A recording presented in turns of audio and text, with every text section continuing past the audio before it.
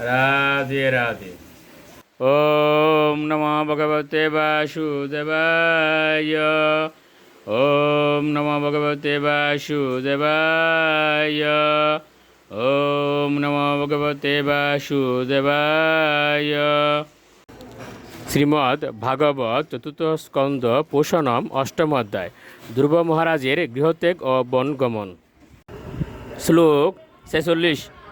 তরুণম রমণীয়াঙ্গম অরুণ উষ্ট ঈক্ষণ অদরম প্রণতাশ্রয়ণম নিম্নম শরণ্যম করুণান্নবম। অনুবাদ: নারদ মুনি বললেন, ভগবানের রূপ সর্বদাই তরুণ। তার দেহের প্রতিটি অঙ্গ সুন্দরভাবে গঠিত এবং নিখুঁত। তার চক্ষু এবং ওষ্ঠাধর উদীয়মান সূর্যের মতো রক্তিম।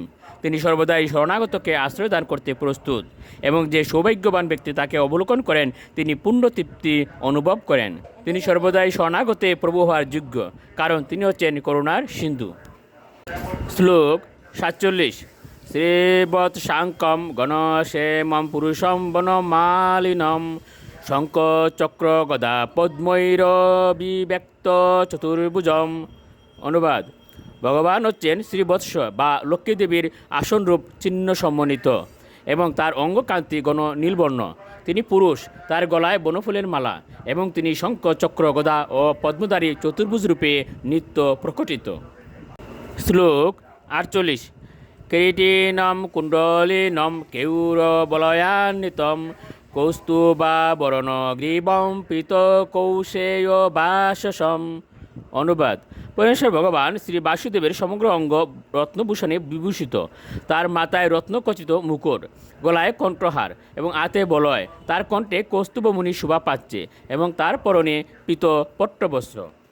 শ্লোক 49। কাঞ্চী কলাপ পরিয়স্তম লসৎ কাঞ্চন নূপুরম দর্শনীয়তমম শান্তম মনুনয়ন বর্ধনম। অনুবাদ: তার নিতম্ব দেশ মেখলার দ্বারা পরিবেষ্টিত এবং চরণ যুগল স্বর্ণ নূপুরে সুশোভিত। তার দেহের সমস্ত অঙ্গ প্রত্যঙ্গ অত্যন্ত আকর্ষণীয় এবং আনন্দদায়ক। তিনি সর্বদা শান্ত ও স্নিগ্ধ এবং তার রূপ নয়ন ও মনের আনন্দদায়ক।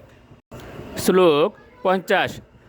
পদবাম নকমনি শ্রেণা বিলসদ্বাম সমর্চতাম হৃদপদ্ম কর্ণিকা দৃষ্ণম আক্রম্য আত্মনি অবস্থিতম।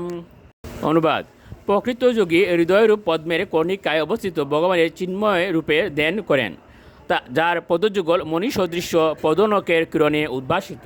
রাধে রাধে।